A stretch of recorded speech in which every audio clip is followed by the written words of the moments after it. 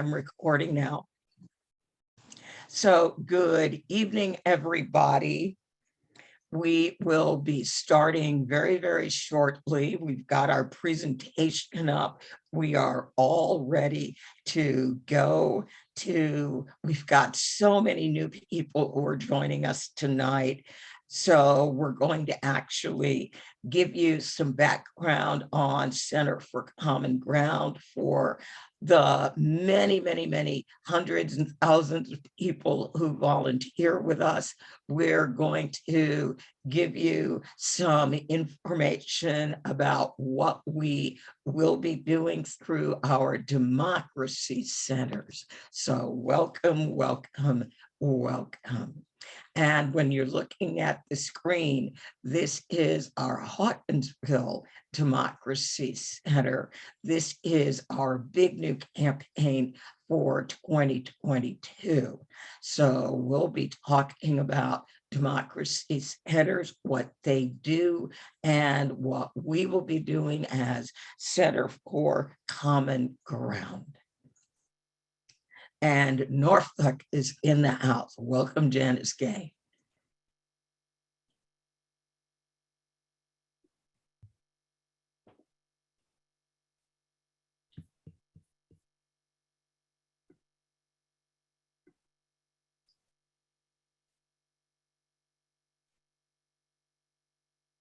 And we've got more folks from Texas. Welcome, Melissa Hartman, our Southside Democracy Center. Great to see you, Keldon. So lots of old friends, new friends, all joining us tonight. This is great. We've got over 200 people in the room. New Hampshire is in the house. Welcome, New Hampshire.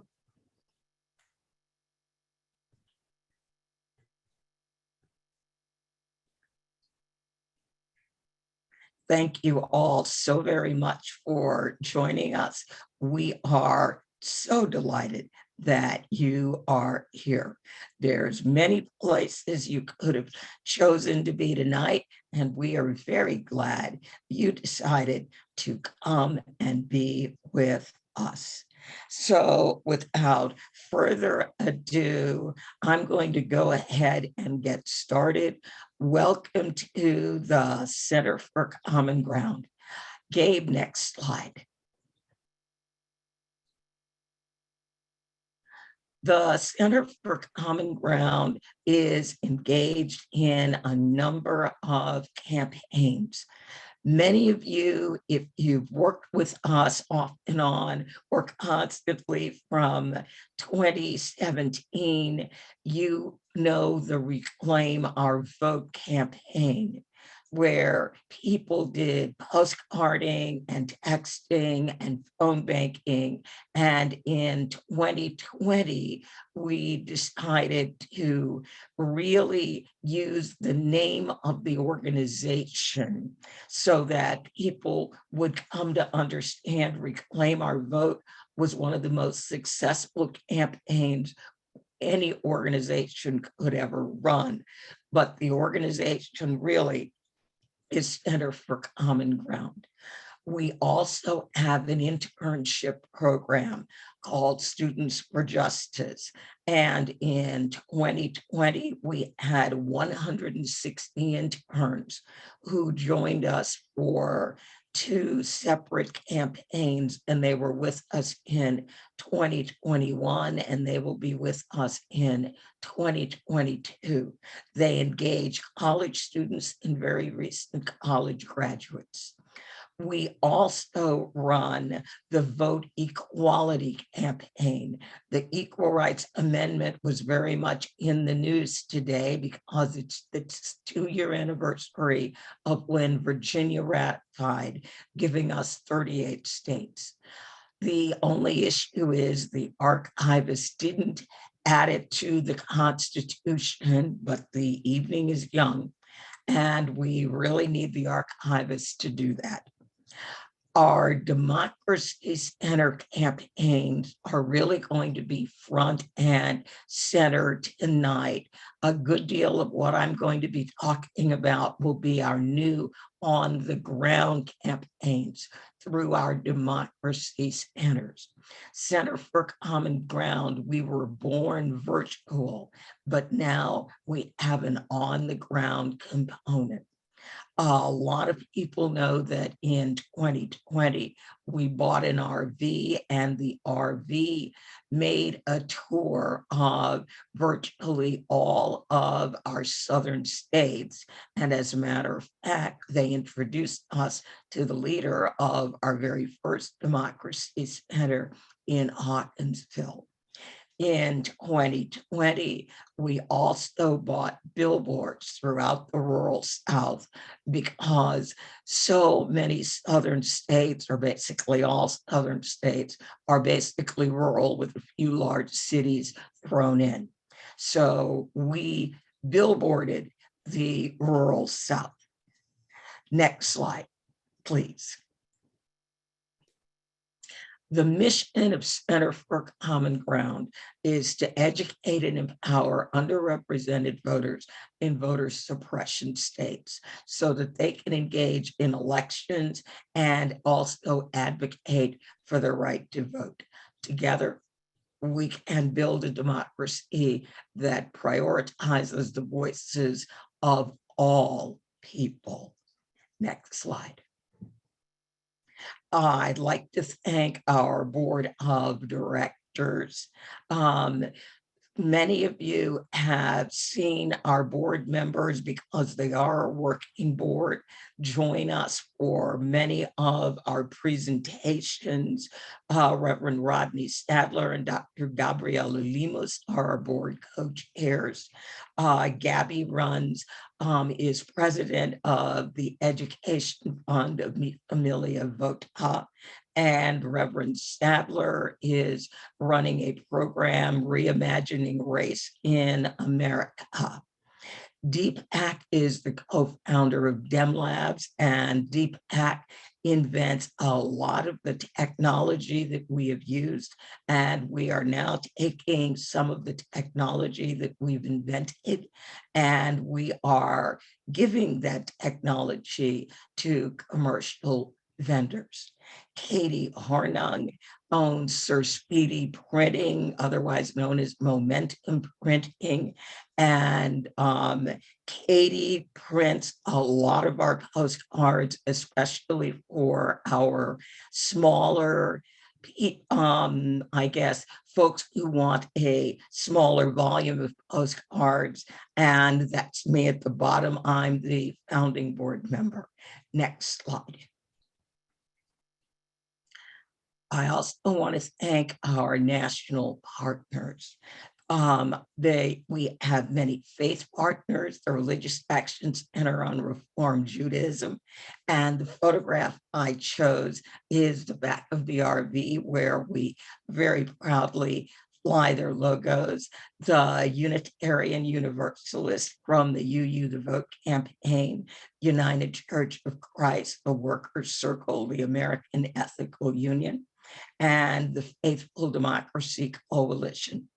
We also, of course, want to thank our internship program, Students for Justice, Yoni Landau, and the incredible people who are part of Movement Labs, Vote Equality US, Dem Labs, and Black Voters Matter. Next slide.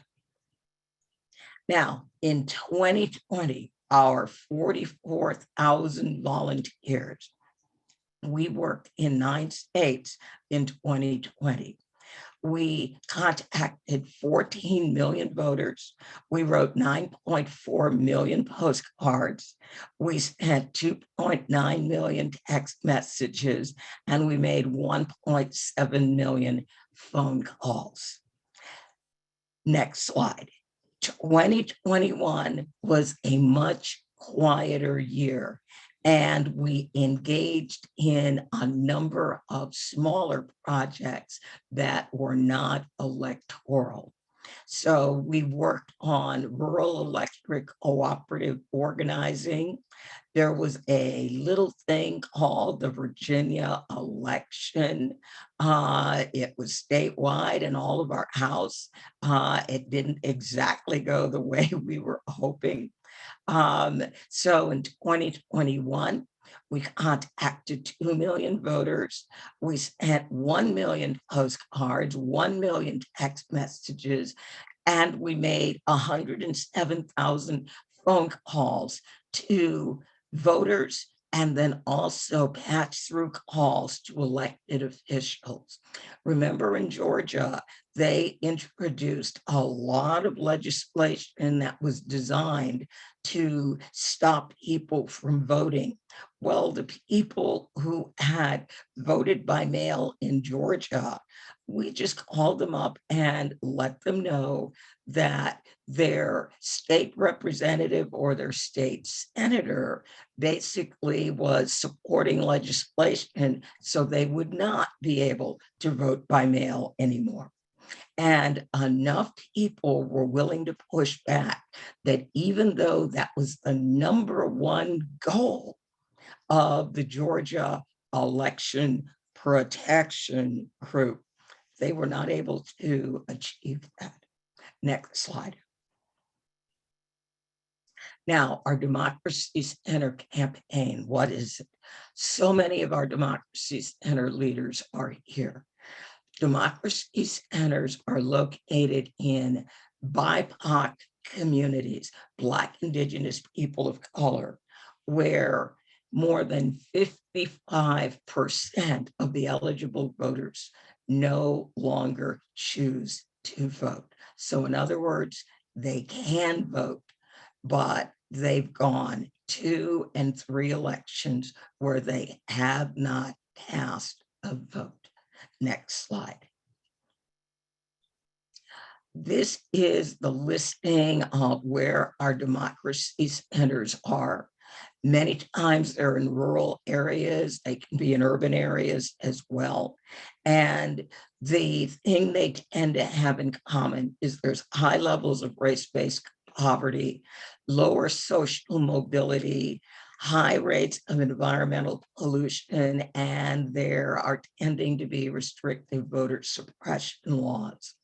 The phrase, "my vote doesn't matter," reflects frustration with the lack of improvement in community pain points, regardless of who gets elected. Next slide.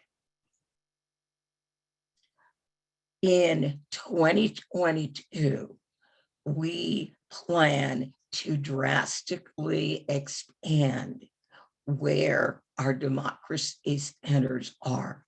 So in partnership with the Atlanta NAACP, the Southwest Georgia Project, we plan to open democracy centers in the following counties in Georgia: Bibb, Chatham, Clark, Clayton, Cobb. Well, Cobb County one is already open. DeKalb, Dougherty, Douglas, Fayette, Fulton, Gwinnett, Henry, Houston, Lowndes, Muskogee, Newton, Paulding, Peach, Richmond, and Rockdale. If you've been phone banking for us before, you may recognize many of these counties. We will also be going into Florida, Texas, Arizona. We will be expanding South Carolina from Florence into Columbia and Charleston. We will be expanding in North Carolina from just Union County into the city of Charlotte, Robeson County, where the Lumbee tribe calls home, and Greensboro, and probably others. We'll be looking to expand in Virginia into Prince William, Loudoun, Fairfax, and Manassas. And our new state, Louisiana, will be looking at Orleans, East Baton Rouge, and East Carroll and Jefferson County. Next slide. Yes, I'm sorry, Alabama's on that list, but Alabama is already covered by our fantastic partners at Omega Sci-Fi. They have blanketed the entire state. Now, what do democracy centers do? They convert low propensity voters to voting rights activists by helping communities identify their pain points, and they start work on the solution right away. Next slide. Andrea, Yes. I'm sorry. Josie's, you need to let Josie back in. Sorry, her internet has frozen and and I'm not, sorry to interrupt you, but I'm not able to do that. Oh, all right. I can't let her back in either. Oh, actually, I can. Let's take a look. Wow. Sorry. Oh, all right. Let's see.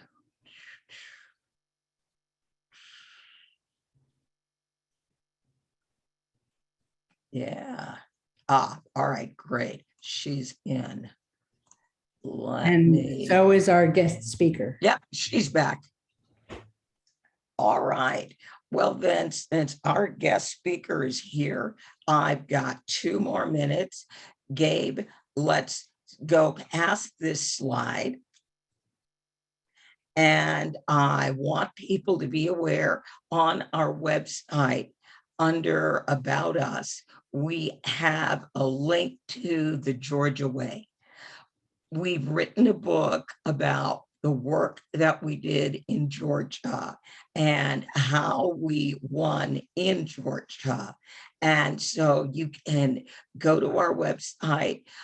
Steve Rosenfeld, our wonderful elections voting author, was the lead author on that book, and it is available for you.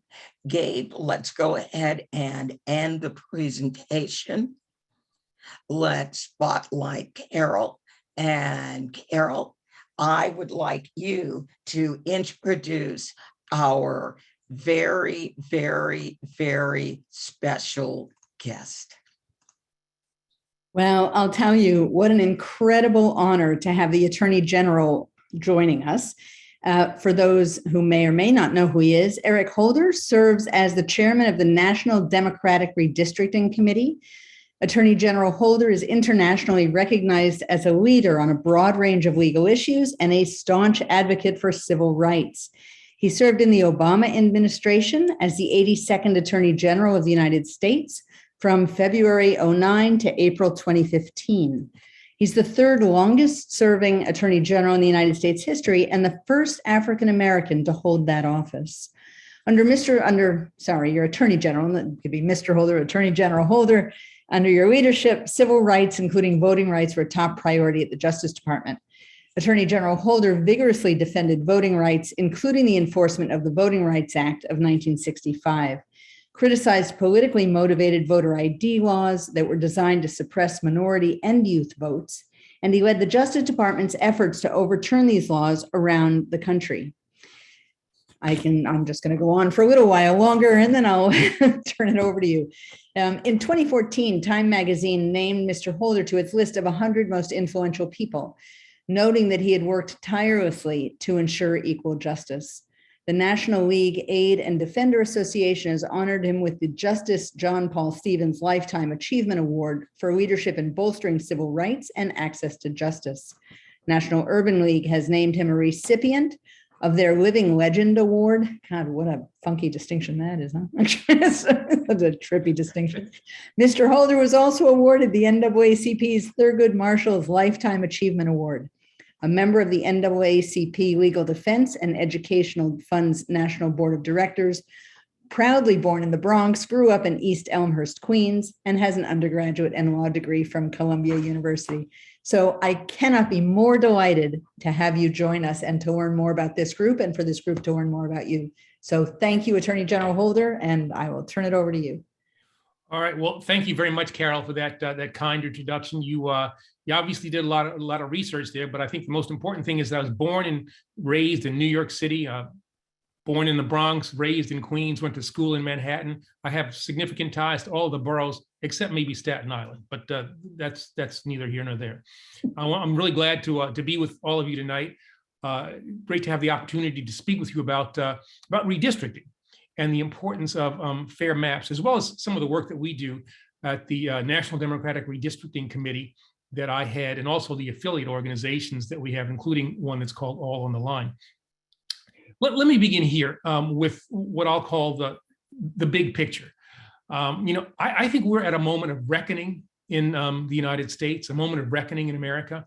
Over the past few years, partisan actors have used a wide range of strategies to suppress the vote of the people. It's clear that the elements of at least one of our parties, will go to any lengths to stop certain parts of the American community from voting. The sad truth is that the 3/5 compromise, the poll tax, Jim Crow may be relics of bygone eras, but discrimination and voter disenfranchisement remain very real problems in the United States of America. We have seen rampant partisan and racial gerrymandering. We've seen voter ID laws that overwhelmingly impact people of color and lower income voters. Last year, we saw 19 states enact 33 different laws that will make it harder for Americans to vote. And I expect we'll see more of those laws passing this year. And that's why we have to do all that we can to uphold our most important democratic value, and that's free and fair elections. The attempts to make it more difficult to vote, I think, are simply un-American, and it should be a challenge. It should not be a challenge for every American to express their views. The behavior behind these suppression laws is unacceptable. There's no rationale behind it. And it's simply, some lawmakers believing that it's their right to handpick who has power in this country, that it's their right to pick whose voice and whose vote should be heard. So these two things, gerrymandering and voting rights, I think are really integrally connected. In those states that are gerrymandering maps, they do so to hold on artificially to power. And then what we see in Congress is the blocking of voting rights legislation that makes it harder for people to vote at the state level. And that helps people in the states who are trying to suppress the vote. It helps them in those efforts. These efforts to gerrymander one party into power while eliminating competitiveness and completely disregarding communities of color, I don't think ultimately are going to succeed. The NDRC, my organization, the National Democratic Redistricting Committee, has had a comprehensive, concerted effort over the last 5 years. We formed up back in January of 2017. We've worked over the last 5 years to stop those kinds of efforts. And I think it's, the efforts that we have put forward. If you look at the House of Representatives and where it's going to be in 2022, I think the work that we have done has worked. Now, the House majority, I think, will be in play, I think, for both parties for the next decade. Doesn't mean the Democrats are going to maintain the House majority come January of next year. There will be attempts, there'll be voters doing a whole variety of things. History tells us that the party in power doesn't do well in the first midterm of a new presidency. But just on the basis of gerrymandering, I don't think that efforts to try to gerrymander the Republicans into power will be successful. So before I discuss with you kind of what the NDRC and our affiliates are doing, what I'd like to do is just focus just kind of quickly on the redistricting process itself and talk just a little bit about gerrymandering. The first step to understanding redistricting is to start with the census. The reason that we redistrict every decade, it's in our Constitution, is to balance the population in districts and to fulfill the most basic elements of one person, one vote. And this year, the census told us some really interesting things, and some things that were really explicitly clear. Our country is getting more diverse. People are increasingly concentrated in urban and suburban areas. There are fewer people in rural areas than ever before. People of color are driving population growth in general, and particularly places like Texas, Georgia, and North Carolina. If you look at Texas, 95% of their population growth over the last 10 years, 95% was people of color. Not since the 1920 census, and that's 1 century ago, when for the first time, the majority of the United States population was centered in urban areas as opposed to rural areas. First time was in 1920. This is the first time that we've seen a census deliver as clear or significant a message. Again, less rural, more urban, more diverse.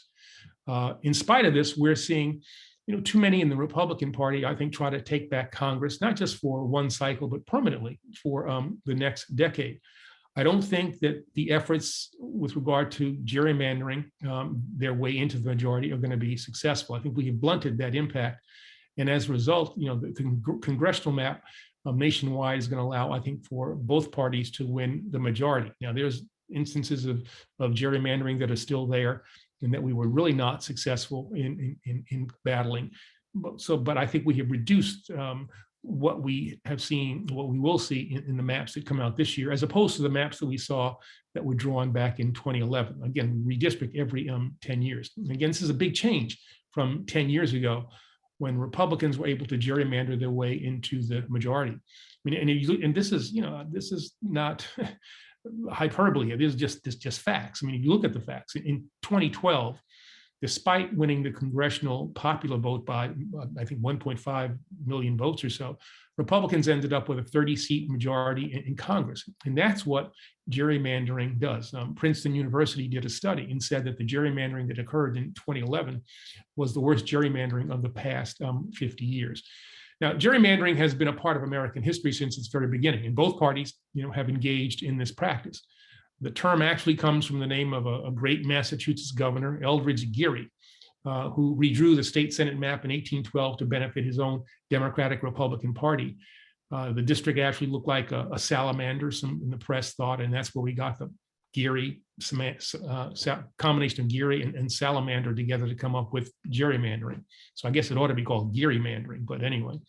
As a practice of increasing political power in states through the drawing of maps that favor specific political interests within legislative bodies, gerrymandering results in unfair and inaccurate representations in states.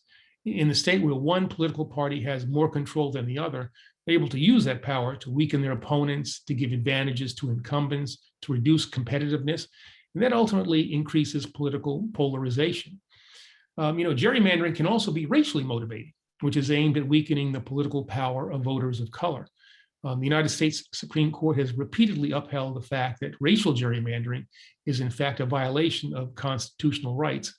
But the court has really struggled to rule on cases of partisan gerrymandering. In the last decision, the Rucho decision, the Supreme Court has said that partisan gerrymandering cases cannot be brought in the federal courts. I believe that such rulings have left the redistricting process up to the states. And that is of great concern. I think that we need to reform these practices in Congress. We just had 2 bills that would have done so, and those bills, unfortunately, were not put into law. One example of the issues that I think we have with the court, look at the Shelby County ruling back in 2013. The court there ruled that part of the Voting Rights Act was unconstitutional, and as a result, states have been able to make it much more difficult for communities of color to vote. The pre-clearance component of the Voting Rights Act, which allowed the Justice Department to look at proposed changes to voting laws, has essentially been neutered. And as a result, we have seen an increased activities in certain states to really make it more difficult for people to vote, and particularly communities of color. Stricter voter ID laws were put in place as a result of that ruling. Voter ID laws that I think all the research shows were basically unnecessary, because there has not been any indication of widespread voter fraud throughout the United States. The majority on the Supreme Court, I think, in essence, opened up the floodgates for these discriminatory voter ID laws. And then, with opening up that power, people in certain states use that power to come up with ways in which, again, they could make it more difficult for certain people to vote. I think ultimately, our political history, shows the impacts of this gerrymandering, and it is not a good thing. It is not a positive thing. In those places where gerrymandering has reared its ugly head, you find that one party can make it almost impossible for the other party to win. Doesn't matter, what it is that you do, how much money you raise, how good your candidate is. You simply can't win because the lines are drawn in such a way that one party is almost guaranteed a victory. Well, that leads to the party in power worrying not about a general election, but worrying about a primary. And that means that you want to make sure that you are seen to primary voters as being strong, and reaching across the aisle to try to reach compromises can be seen as a sign of weakness. And therefore, you don't have the kind of cooperation that is necessary in the two-party system, which leads to gridlock, which leads to people being dissatisfied with the inability of their legislatures, both at the state level and at the federal level, to do the kinds of things that we as Americans have generally decided we'd like to see policy changes put in place. I mean, the overwhelming majority of the American people have really said we want to have sane gun safety laws. And we don't see those laws being put into place because of the gerrymandering that we see around the country. And the thing about it is that if you serve in a gerrymandered district, you don't face any political consequence, no electoral consequence for doing things that are inconsistent with the desires of your constituents. So when we launched the NDRC and its affiliates back in 2017, we did so because we thought that, as I just described, gerrymandering was having a really detrimental impact on our democracy. Again, increasing polarization, Congress and state legislatures blocking, common sense measures that the American people decided that they liked. So we came up with the NDRC, and it's a hub for this comprehensive redistricting strategy that we have put in place. Our goal is to try to rebuild a democracy where the power remains in the hands of the people, not with regard to the politicians. And we've laid the groundwork for, a successful redistricting process by significantly reducing the number of seats that have been drawn in a gerrymandered way in critical battleground states, and increasing the number of seats that are drawn by these independent commissions in a variety of states, or introduce other measures that would somehow control the amount of gerrymandering that can be done. We have been preparing for this fight, as I said, since we launched back in 2017. We have staff in key states, and we're ready to fight for for fair maps. All on the Line, which is our advocacy campaign, has been growing and educating a grassroots army of volunteers who have fought for this transparent process and fair maps across the country. And to date, more than 42,000 Americans have gotten involved in the redistricting process in their local communities through NDRC and through our All on the Line programs. Tens of thousands more have engaged in other ways. And we built a sophisticated mapping department to serve as a resource for people who are drawing the maps, and so that citizens can see how line drawing is actually done and being done in real time. And we also have a very robust litigation portfolio, and I'll stop here. The past decade really saw a significant number of consequential court fights over redistricted maps. Egregious gerrymandering forced courts to redraw maps in Pennsylvania, in North Carolina, in Virginia, and in Florida. And without a doubt, this year, we've already seen more court fights over gerrymandered maps, and it's going to continue. We've already won the first redistricting lawsuits of the cycle in Oregon, in Alabama, and in Ohio. And we're actively litigating in more than a half dozen more states. And we're prepared to continue litigation filings to protect the voting rights of all voters and to ensure that fair maps are put in place, and to stop politicians from manipulating the map drawing process. We're trying to work to restore accountability to our politics, to decrease the polarization that has been driven by politicians who represent districts that are drawn to favor their party, and really to make sure that voters actually choose their representatives as opposed to politicians picking who their voters will be. Now, our litigation proves that it's not enough, I think, to fight on a case-by-case or state-by-state basis. We have been trying to, we've been doing that. And I'm confident, of the efforts that we have had, but it's taken, hundreds of millions of dollars, years of effort, and it shouldn't be this hard. And that's why I think that we certainly needed that legislation that went down to, well, it didn't go down to defeat because there's never a vote, but that legislation that was not passed, that overarching legislation that Congress was just considering, that protects our right to vote, and that ultimately protects all of our rights. So I think I'm incredibly disappointed by the Senate's failure to pass the John Lewis bill, the Freedom to Vote John Lewis Act earlier this month, in the face of really has been an unprecedented assault on our democracy. The Senate failed in its obligation to protect and defend, free elections. So I salute those people who stood for it, members of the House, President, the Vice President, those senators, those 48 senators who voted for the legislation and come up with ways in which the legislation could be reconsidered. Our hope is that we will get to a place where that legislation or a successor piece of legislation will actually get passed by Congress and do away with a lot of the problems that we have been fighting, as I said, case by case and state by state. So this fight will go on. The fight for voting rights and voter protection and for our democracy will continue. I think, as I said, this is the defining political fight in America at this moment. We're not, if you look at what's really, really important in this country, it's not over a specific policy issue. The fight and the most important thing is about the very nature of our democracy itself.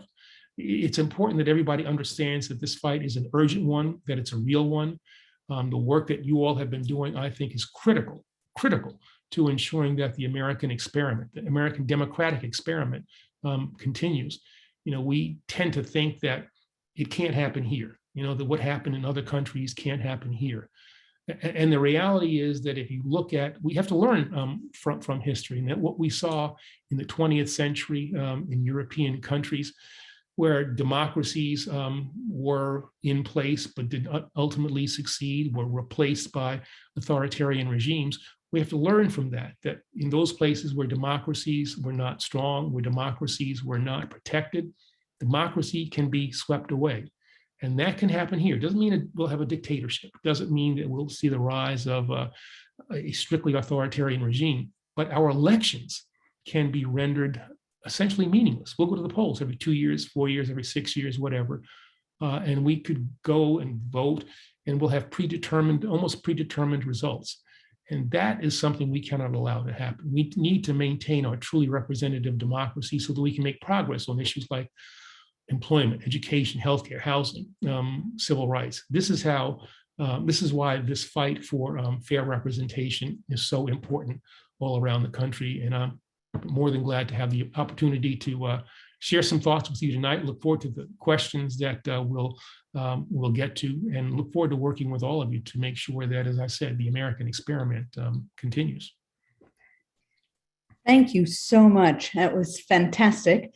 I want to introduce Josie Reederer. She is our Deputy Policy Director for Center for Common Ground, and she is the one who will be asking the questions that have been brought before. So go for it, Josie. Yes, thank you, Attorney General Holder, again for being here and for all your work that you're doing to protect our freedom to vote. I have one question to get us started. That is, what strategies will be used in an attempt to successfully bring about a lasting conclusion to gerrymandering? And what can we do as private citizens to assist in the efforts? Ultimately, I think that certainly with regard to federal elections, I hope that we will get to the point where we will have federal legislation that will outlaw the process of partisan gerrymandering. We don't have that in place now, and so the fight needs to continue in that regard. But failing that, and making sure also that we don't have partisan gerrymandering at the state level, we're going to have to fight state by state and try to ensure that we either put in place, as we did in Michigan, in Colorado, in Virginia, these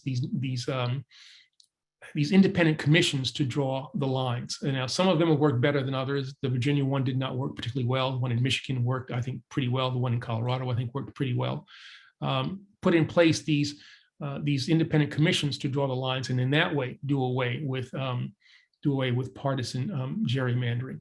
And so I think what we have to do is engaged citizens have to do is to focus, at least for now, on state activities. Federal elections and presidency generate huge amounts of attention, and justifiably so. And we tend not to focus on what happens in the states. And on a day-to-day basis, our lives are probably more impacted by what state legislatures do than what happens in Congress. And so focusing our attention on state elections and putting into power representatives in state legislatures who will stand for a fair redistricting process, who will put in place mechanisms so that people have the ability to get to vote, who will not, kowtow to this notion of, well, the big lie that we have widespread voter fraud. It simply doesn't exist. It simply doesn't exist. And so all of these methods that have been put in place, these prescriptive methods that have been put in place to keep people away from the polls, have to be done away with. And that will happen at the state level. And so citizens need to be engaged in the state electoral process, and to support organizations like this one, and then support candidates, as I said, who will stand for a fair electoral process. Sorry, I just muted myself. Absolutely, that is so important. I really liked your phrase, prescriptive methods that they're trying to use on the state level to restrict our voices, and that's something we do not stand by. Yeah, I mean, what I'd say there, just really quickly, I'm a person who says, yeah, you should have to prove who you are in order to vote. Nobody should be able to walk up and say, hey, my name is Eric Holder, I want Eric Holder's ballot. But the prescriptive way in which certain states have said, only this way are you allowed to prove who you are. I mean, when I first voted in New York, and I had to show, rent receipts, mortgage payment, all kinds of stuff, gas bills. I could prove who I was in that way. But now to say you have to have a photo ID that only comes from the state and has to be a particular photo ID. I mean, if you look at Texas, Texas said, well, if you have a photo ID that says you're allowed to carry a gun, that's fine. If you have a state issue photo ID that says you are a student at the University of Texas, that is not sufficient. And so those kinds of disparities have to be done away with, and come up with ways in what, you have to show who you are, but not come up with these prescriptive partisan ways that keep certain people away from the polls. Absolutely. I guess kind of to that end a little bit, what are the most effective ways to counter voter suppression legislation, especially if, as we kind of know, at least right now, federal voting rights legislation is not being enacted? Yeah, I think, the thing we have to do is there's a couple of things. First, we need to really focus on the notion of getting people registered to vote. All the studies showed that the biggest impediment to people voting is registration. You get people registered, and a substantial number of people will then vote. And so making registration as simple as is possible, being involved and engaged in registration efforts matters, I think, a great deal. Then there's an educational component. With these new laws being put in place, people need to understand what it is that they're going to be facing. In Georgia, say this year, I'm just picking Georgia. What are they going to be facing this year? It's going to be more difficult to vote by mail. You're not likely to have as many drop boxes as you had before. There are going to be new things that you're going to have to know. If you seek to vote by mail, you have to know exactly which form of ID you said before, so that you're consistent. Texas has had problems with that before. Now they're saying, well, if before you said, you use the code name, the registration number from your license as opposed to something else, and you don't use the same one, well, that's not sufficient. So there's an educational component that we have to engage in. And so, the mobile things that you all are doing, I think is a great way to reach people and just make them understand. You want to vote, you need to register. And if you are registered, this is how the laws have changed from, say, 2 years ago, 4 years ago. These are the new things that you're going to have to do. And I think we have to be prepared to go through these unfair, and I would say unnecessary, hurdles, so that we get to a place where we put in our state legislatures, in particular, people who will do away with these things. And we have to understand, just because they're in law now doesn't mean they're going to be there forever. I mean, what we saw in Virginia over the course of the last 2, 3, 4 years, is a state that did away with all of these unnecessary voter ID things and opened up the process, and you increase the number of people who actually went to the polls. And it doesn't favor, one party or the other. Bring in huge numbers of people, let them vote. Republicans were concerned that if you did that, you won't ever elect Republicans. Well, you did it in Virginia, and Republicans swept the state races that were just conducted. Now, I'm a Democrat. I wasn't particularly happy about the result, but I was happy about the process. And let's put the process behind us. Let's not focus on the process. Let's make it a fair process, and then have a battle of ideas, a battle of policies. Yeah, absolutely. It might not have been what we wanted in Virginia, but it was record turnout and people really did make their voices heard. And that's why, civic engagement on the ground all the time is so critical to the work that we need to be doing. Now I'm going to shift a little bit from local to federal with this question, which is, what power does President Biden have to stop voter suppression and threats that are being made against election workers that he's not yet using? It's an interesting question. I think that the president certainly could propose legislation, and it would be, why would you oppose this legislation? To protect voter workers. Election officials and election workers. You could propose federal legislation in that regard. The president certainly has the ability to pick up the phone and to call the attorney general and say, I hope that you're going to use the powers that you have in the Justice Department to protect the process, to protect workers throughout the country. And again, this is something that's nonpartisan. And I don't think it's an inappropriate thing for the president to share those views with the attorney general. And the president also has, the bully pulpit, the ability to talk about the problems that we have in our system, and how people who are just good citizens, who volunteering their time to make sure that the process is fair, are facing threats or are feeling that they're not safe. And that kind of stuff has got to stop. And so I think that the possibility of proposing legislation, interacting with the Justice Department, using the power of the presidency to make the nation aware of these issues. These are all the kinds of things I think the president can do.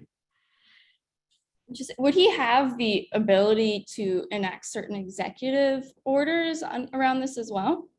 Yeah, the power of executive orders.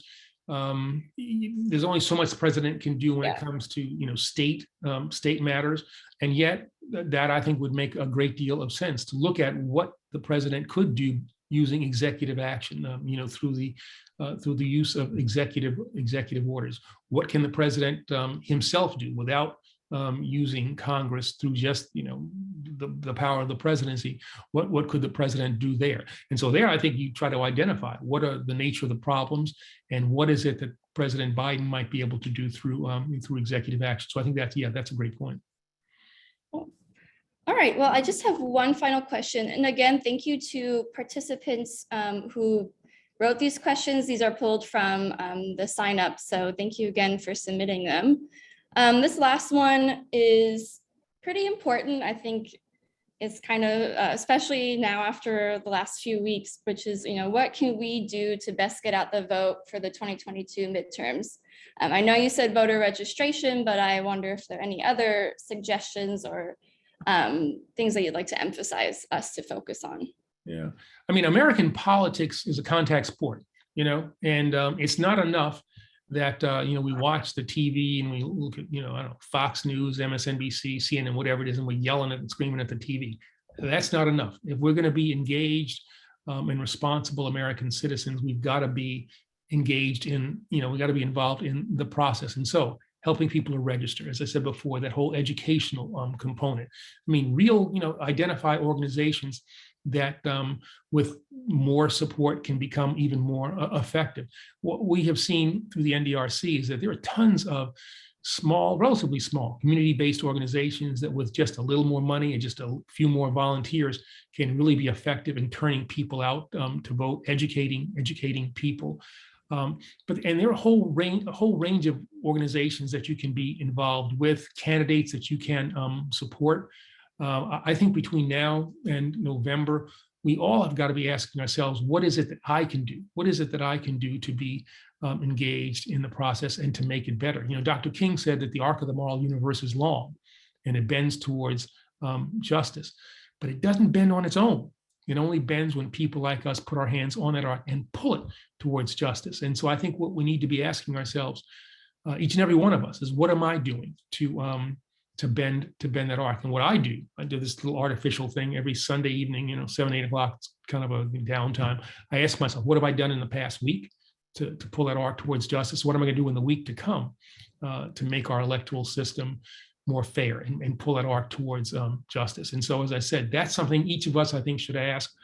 Get engaged in campaigns, get engaged in educational efforts, support organizations that are doing really positive things, contribute money to the extent that that is possible, man telephones, get engaged with our All on the Line component. Go to allontheline.org. We have ways in which, if you're in a really, really blue state, but you want to help in a red state, we have ways in which we can, get you engaged there. So there are a whole variety of things that we can do as citizens, concerned citizens, the whole range of things that I think we have to do. Our democracy is at risk. I'm not being hyperbolic. I'm not being alarmist. That is just very real.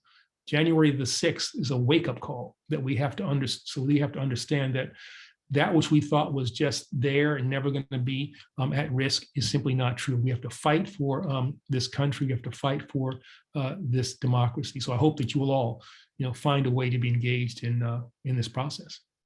Yes, absolutely. Thank you so much again for being here with us tonight. And I think I'll just pass it over to Andrea to talk about kind of some things we're doing to get out the vote in 2022. Thank you again. This was great. Attorney General Holder, thank you so very much. One of the notes I put in the chat was in February of 2021, Virginia introduced and passed some of the most expansive voting rights legislation that any state had seen. In December of 2021, when the new legislators were seated, Virginia introduced 20 voter suppression bills, making us look remarkably like Georgia. Since we still have our Senate, most of those bills, or I don't believe any of those bills are going to pass. And then a great news item from Alabama: the courts throughout the Alabama congressional district maps. And so Alabama will now be required to have 2 Black districts, or as close as they can. And I know there are many people on this call who worked with us early on in Alabama 2017. So the links are in the chat. Phone banking is already started in Texas, and the text banks will definitely be up and running by this weekend. My goal is to launch some of them by tomorrow. Our postcarding to Texas for our 65-year-olds has already launched, and people are saying postcards are flying out the door. So we are absolutely thrilled and delighted about that. We have so much that you're going to be able to do. We will be working in 9 states again this year: Alabama, Arizona, Florida, Georgia, North Carolina, South Carolina, Virginia, Texas, and we're going to be adding a brand new state this year where we've never worked before. We're going to be adding Louisiana. One of the things that our democracy centers are really going to be working on is they are going to be working on turning out the vote, especially with people who are in those states who can vote, but who are 0 for 3, meaning they have not voted in the past 3 federal elections. And in many of these southern states, if they don't vote in this next election, they will be dumped from the rolls, or what we call deregistered. So democracy, I love what you said, Attorney General Holder, is very much a contact sport. And our democracy centers are out there in the community, contacting and working with those voters who really feel that they are left behind. So again, I want to thank you. Carol, do you have any other thank yous you want to extend to our guest? Oh, I just am so delighted that you came. This is really phenomenal. At the very start, Andrea was speaking, but we've got a Students for Justice internship. It's a paid internship for kids to get involved, or young people to get involved. There are 11 democracy centers from Virginia down through to Alabama that are of the community, in the communities, engaging people with what does this community need? They need broadband, so bring in broadband. They need food. It really is hyper local about why does civic engagement matter? And then volunteers are more than happy to help. And then we engage them in those communities to start democracy centers. So it's just been an exciting thing. And so for you to come and speak is not only incredibly energizing, but I'm so glad to introduce you to this extraordinary community of mostly voters of color and activists of color who are organizing locally in those communities. So again, my most profound gratitude for making this work. I am so grateful for you. So thank you again for being here. And again, I am going to add my thanks. So many of our democracy-centered leaders are here tonight. This is absolutely thrilling. There ended up being a number of conflicting events. Our people know that we record everything and it will be edited and placed on our YouTube channel. So, so many of our activists know that is basically our culture. When we do something really, really great, we're not going to allow you to miss it. So again, thank you very, very much. And we've got a lot of work that we are going to need to do for that March primary. One of the big things we are pressing our local people on is how important it is to vote in primaries. When I went back and looked at election history, we find that between 15 and maybe 26% of people of color actually participate in primaries. And then when they're disappointed about who's in the ballot in November, then another very large group of people decide not to vote. So one of the big things that we will be pushing on this year is teaching people to vote in primaries. If you care about who's going to be on the ballot in November, then you're going to need to plan to vote twice. Not everyone knows we had a very strange little win yesterday. In South Carolina, there was a Republican primary, and the state senator that had held the seat for 40 years died. Well, there was a very far right-wing Republican running, and there was you could almost call him a progressive Republican running. So we did this back in 2014 with the Eric Cantor race. We decided to encourage people to vote who normally would never vote in a Republican primary. They're open in South Carolina. And the progressive Republican candidate won. So that means in November, the voters in Florence will have a choice between a conservative Democrat and a progressive Republican. So it's kind of a win-win. They didn't have a progressive running, but now they're not going to get someone terrible. Good.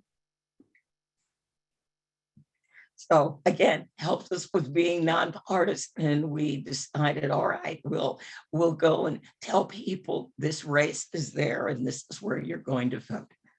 All right. It is 9 o'clock. I am still very, very, very excited. Attorney General Holder, any closing words before I send my folks off packing for the evening? No, I'd end here, which is to say that, we should be optimistic about this, Yes. that we still have the capacity as a people to chart our own course. And the defeats in the Senate, last week are, things that frustrate me, that anger me. But, this is not a time for pessimism. This is a time for action. I'm sure that at some point those suffragettes, the beginning of the 20th century, must have had times where they thought, is this really going to happen? And yet they persevered and it happened. I'm sure Dr. King had thoughts about, is this going to work? And yet he persevered and he changed this nation. He did away with, a system of American apartheid. And so that's the task before this generation. Are we going to be up to the challenges that we face? And so this is not, as I said, a time for pessimism. This is a time for action, a time to make sure that we galvanize all of the strengths that I think that we have and bring to bear in this fight the will of the American people, because that's what we're fighting for. We're not fighting for the special interests. We're fighting for the American people and for a fair electoral system. I think we can do this if we all commit ourselves to doing it. And I look forward to working with all of you in this great endeavor. Thank you so very, very much. Now, on February 3rd, Representative Mondaire Jones is going to join us, and he will be talking to us about expanding the court and his Right to Vote Act. So please join us on February 3rd and tomorrow on the phones, on texting, on postcards. We are very, very optimistic people. We work in the South and especially the rural South. So everyone, thank you so much for being a part of this evening. I want to thank all my team. Josie, you did a wonderful, wonderful job with the questions. And I'm going to say good night to everyone. So I'm going to stop our recording.